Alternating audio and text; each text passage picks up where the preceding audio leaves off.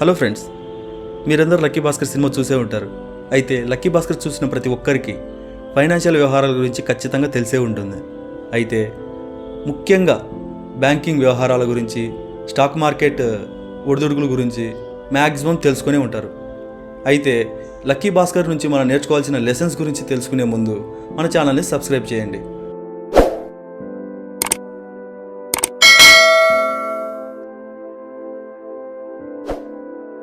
Lucky Bhaskar movie నుంచి మనం నేర్చుకోవాల్సిన ఫైనాన్షియల్ లెసన్స్ ఏంటంటే, నెంబర్ 1 వచ్చేసి కష్టపడితే సరిపోదు, జీవితంలో రిస్క్ తీసుకోవాలి. లక్కీ భాస్కర్ అనే వ్యక్తి బ్యాంకులో జాబ్ చేస్తూ టైంకి రావడం, టైంకి వర్క్ ఫినిష్ చేయడం, అందరితో మంచిగా ఉండటం, ఇవన్నీ తనకి ఒక మంచి ప్రమోషన్ని తీసుకురాలేకపోతాయి. అయితే ఎప్పుడైతే బ్యాంకుని కాదని, ఒక చిన్న ట్రిక్ వల్ల తను రిస్క్ చేస్తాడో బ్యాంకుని కాదని, అప్పుడు తను ఎదగడం స్టార్ట్ అవుతుంది. తన లైఫ్లో అన్నీ కోల్పోయినాము అనుకున్నవన్నీ మళ్ళీ తిరిగి రావడం స్టార్ట్ అవుతాయి. అలా అని మిమ్మల్ని స్కామ్ చేయమని చెప్పట్లేదు. మనం జీవితంలో ఏదైనా సరే చెయ్యాలి అనుకుంటే ఖచ్చితంగా రిస్క్ అనేది ఖచ్చితంగా తీసుకోవాలి. మీరు ఎంత కష్టపడినా అనవసరం అండి. ఇక్కడ మనం జీవితంలో ఖచ్చితంగా రిస్క్ అనేది తీసుకోవాలి. అది ఏదైనా సరే. నువ్వు ఒక మంచి బిజినెస్ పెట్టాలనుకున్నావా, రిస్క్ తీసుకో. అంతేగాని బిజినెస్ చేస్తే మనకి డబ్బులు వస్తాయో రావో, మనం పెట్టిన డబ్బులన్నీ పోతాయేమో అనే ఇదిలో మాత్రం ఉండొద్దు. మీరు జీవితంలో ఏదైతే రిస్క్ గట్టిగా మిమ్మల్ని మీరు నమ్మి తీసుకుంటారో అది ఖచ్చితంగా మిమ్మల్ని మంచి దారిలోకి కానీ మంచి పొజిషన్కి కానీ తీసుకెళ్తుంది. నెంబర్ 2 వచ్చేసి అవకాశాన్ని అందిపుచ్చుకోవడం. ఇక్కడ అవకాశాన్ని అందిపుచ్చుకోవడం అంటే, లక్కీ భాస్కర్ అనే పాత్రధారి హర్షత్ మెహతా నుంచి ఒక ఆఫర్ వస్తుంది అతనికి.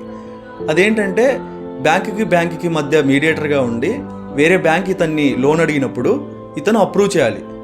అది హర్షత్ మెహతాకి వెళ్తుంది. అది పక్కన పెడితే ఆ అవకాశాన్ని లక్కీ భాస్కర్ అనే వ్యక్తి అందిపుచ్చుకున్నాడు. దానివల్ల అతను కోట్లు సంపాదించగలిగాడు. అదేవిధంగా మన లైఫ్లో కూడా ఏదైనా మనకు అవకాశం వచ్చింది అంటే దాన్ని వెంటనే వదిలేకోకుండా వెంటనే ఆ అవకాశాన్ని లాక్కోవాలి. మన వైపు లాక్కొని, అది చిన్నదైనా పెద్దదైనా ఆ అవకాశం మనల్ని ఎక్కడికి తీసుకెళ్తుందో మనకు తెలియదు. కానీ ఆ అవకాశాన్ని మనం వినియోగించుకోవడం వల్ల మనం ఒక మంచి పొజిషన్కి ఖచ్చితంగా వెళ్ళగలం. నెంబర్ 3 వచ్చేసి ప్రపంచం మనల్ని చూస్తుంది అన్న స్పృహలో ఉండాలి. అంటే లక్కీ భాస్కర్ అనే వ్యక్తి ఎంత సంపాదించినా తను సేఫ్ జోన్లో ఉండేలా జాగ్రత్త పడతాడు. అంటే తను సంపాదించిందల్లా ఎవరో ఒకరు నచ్చని వాళ్ళు అడ్డుకొని తను సంపాదించిందల్లా మళ్ళీ వెళ్ళిపోతుందనే భయంతో ఆ సేఫ్ జోన్లో ఉండడానికి చాలా ట్రై చేస్తూ చాలా కష్టపడిపోతాడు.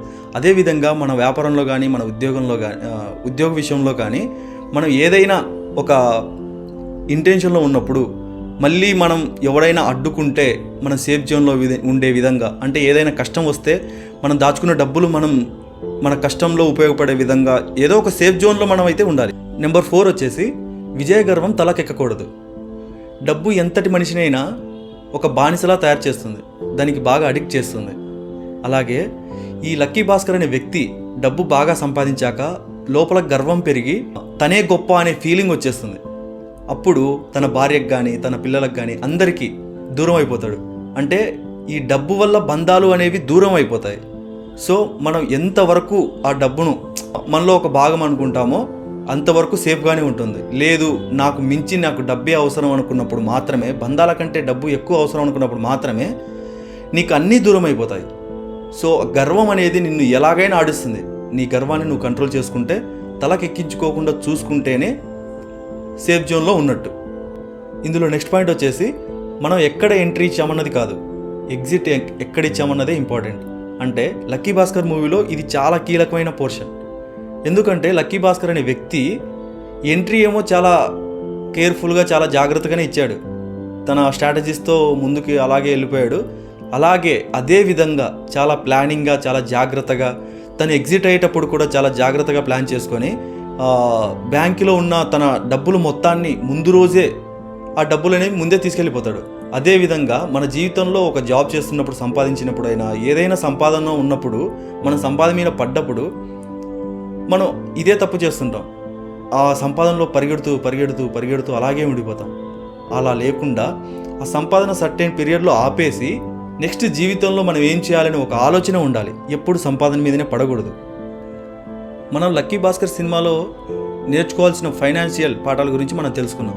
ఇప్పుడు నేర్చుకోకూడని పాఠాల గురించి తెలుసుకుందాం.